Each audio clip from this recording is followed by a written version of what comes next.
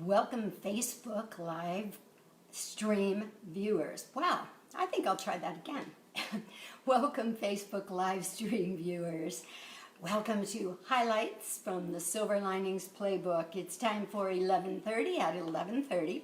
And for any of you who haven't joined us before, what that's all about is I'm going to give you 11 minutes and 30 seconds of good news, of information that's real, that's happening out there, that's something we can all smile about, even with all that's going on, because we're all very aware of what's going on.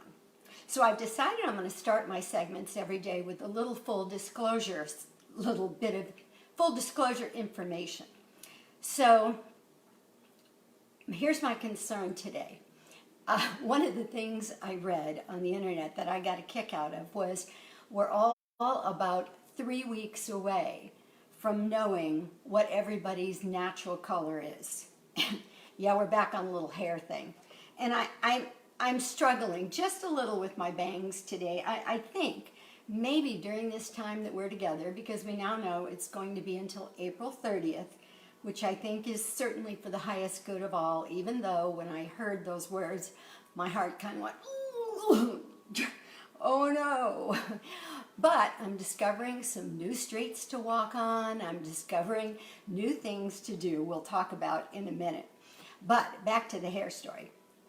So my issue is not so much my roots, because I think I confessed to you guys the very first time I ever did this little segment that I had just done my roots, and I also did my eyebrows and ended up with a bit of a Groucho Marx look. So I'm not so much worried about the color as I am, okay, full disclosure, extensions. How many of you ladies out there can relate to that?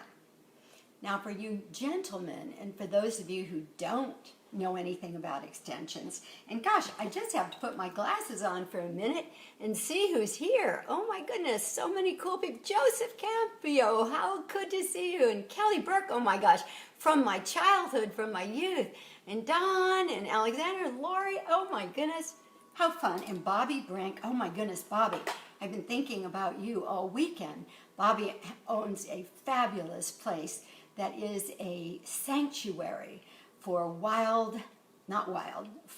exotic animals, lions, tigers, and bears. And oh my goodness, Bobby, I want to connect with you because I saw something on TV this weekend that made me think about you and how grateful I am that people like you exist, that have taken in so many exotic animals to her sanctuary. Lions and tigers and bears, don't miss it.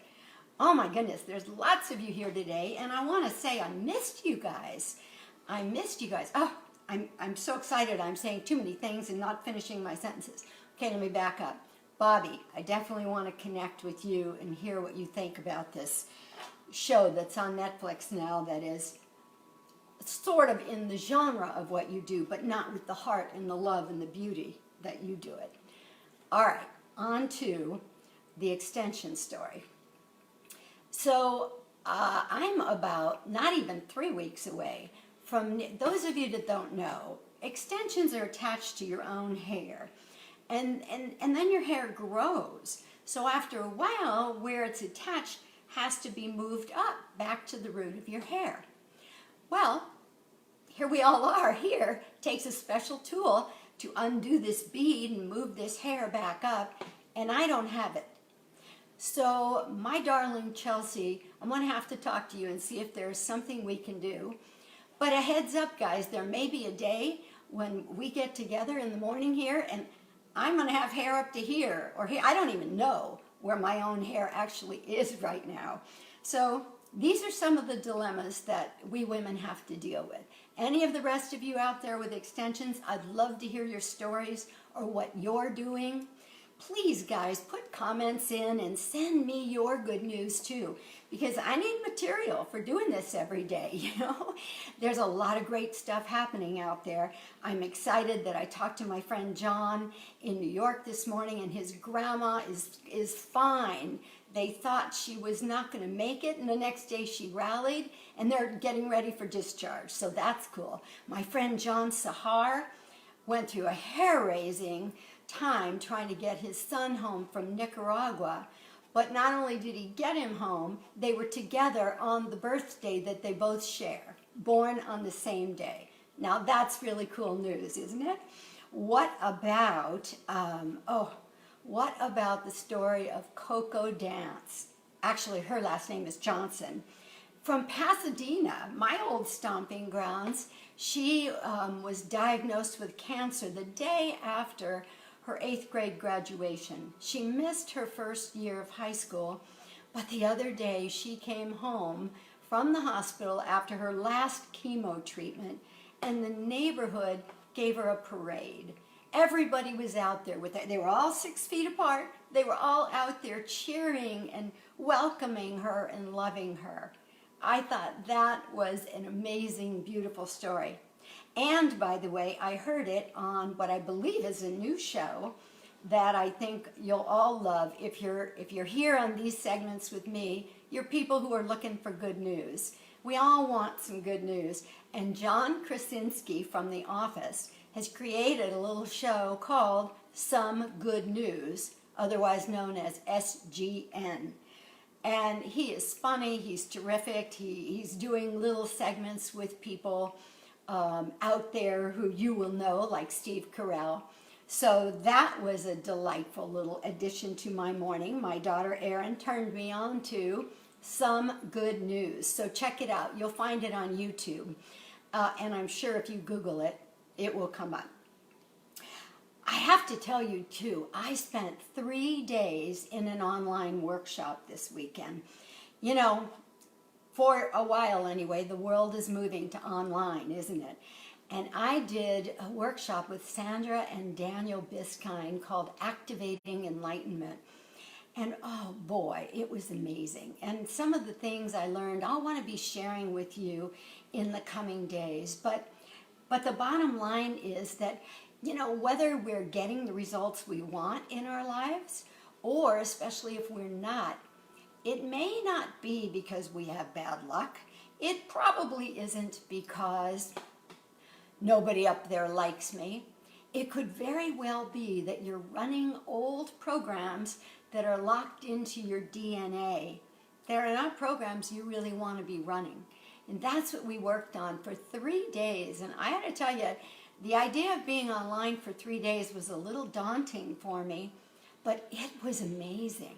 You know, you could be there in your jammies, you could be there in the comfort of your own home, and yet right there on the screen were Sandra and Daniel and participants from all over the world. So I highly recommend you guys Google Sandra and Daniel Biskind and check out this amazing work they're doing. They also have a book out called Code Breaker that you can get on Amazon. And I gotta tell you, my heart was very, very full, and I felt like I really made some headway into some issues that have been bothering me for a long time. So let's see, we've done my extensions, we talked about my 2 John friends.